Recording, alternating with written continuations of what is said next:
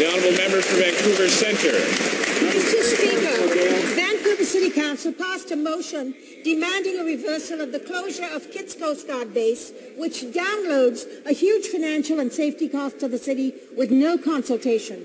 Retired Coast Guard Dave Howell responded to over 30,000 incidents, calls it incompetent and borderline criminal. I get a knot in my stomach and want to throw up.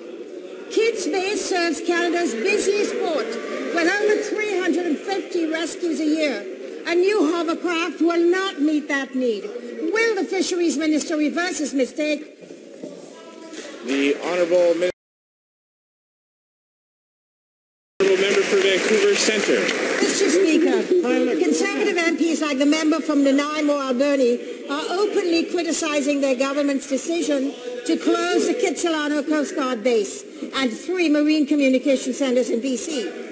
He correctly points out BC is prone to regular earthquakes that can shut down communication stations, as well as maintenance issues with hovercraft will affect the crowded Vancouver port in English Bay. If the government won't listen to this House or experts, will it at least listen to its own members and reverse this dangerous decision? The honourable minister. The honourable member for Vancouver Centre. Mr. Speaker, I make a plea to the NDP and Conservative members of this House to put aside political partisanship and join me and other Vancouverites at a non-partisan rally this Saturday, September the 29th, at Kitts Point. For the sake of our constituents' safety, we must ask this government to rescind its decision to close the Kitsilano Coast Guard base. I echo the BC Provincial Government, Vancouver City Council, police and firefighter first responders, experts in marine safety, port traffic controllers, and the people of Vancouver who all say the decision was made without consultation and that the closure will cost lives. Vancouver City Council says it will create a significant gap that they have neither the authority nor the resources to fill. Thousands of Vancouverites signed petitions to the government to rescind the closure. I ask this House to put aside politics and go to bat for their safety. A small but enthusiastic group gathered at the Kitsilano Coast Guard station this morning to protest the planned closure of the facility. The call to the Conservative government to reverse the decision to close the base was led this time by Vancouver Liberal MP Hedy Fry. She's calling for an escalation of petition and letter-writing campaigns to Tory MPs and the Prime Minister's office. Kitts Station will close next spring, saving about $900,000 annually, a decision local politicians and community groups say will cost lives. It was an ill-thought-out idea, and I'm hoping that if this government pays attention as a populist, quote-unquote, government that says it listens to the people, that it will, in fact, say, I'm sorry, we didn't think this one out clearly, you know, we're going to rescind this. And we're hoping that enough of this will happen over the course of time. I know we've had 2 rallies already, we've had this one today. We're hoping that people will eventually get that message forward. I present to the House a petition of 650 signatures which reads, we, the undersigned citizens of Vancouver and the province of British Columbia, draw the attention of the House to the following.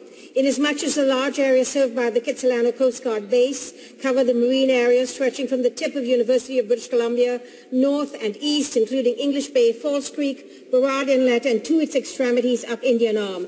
That the Kitsilano base serves the largest and busiest port in Canada, the Port of Vancouver. That the Kitsilano base serves a large number of pleasure craft, canoes, kayaks, working vessels, tugs, fishing fleet, lumber barges, tourist vessels and cruise ships, as well as cargo ships. That the Kitsilano base performs an average of 300 rescues a year.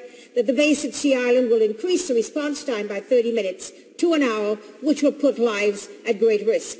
Therefore, your petitioners call upon Parliament to rescind the closure of Kitsilano base. Vancouver Centre. Speaker, I rise to present yet another petition on the same topic to the House. There are 700 signatures to this petition, and it reads, we, the undersigned citizens of Vancouver and the province of British Columbia, draw the attention of the House to the following. inasmuch as the large areas served by the Kitsilano Coast Guard base cover the marine areas stretching from the tip of University of BC north and east, including English Bay, Falls Creek, Burrard Inlet, and its extremities up to Indian Arm, that the Kitsilano base serves the largest and busiest port in Canada, the Port of Vancouver, that the Kitsilano base serves a large number of pleasure craft, canoes, kayaks, working vessels, tugs, fishing fleet, lumber barges, tourist vessels, and cruise ships, as well as cargo ships, that the Kitsilano base performs an average of 300 rescues a year, that the base at Sea Island will increase the response time by 30 minutes to an hour, which will put lives at greater risk. Therefore, the petitioners call upon Parliament to rescind the closure of Kitsilano Coast Guard base.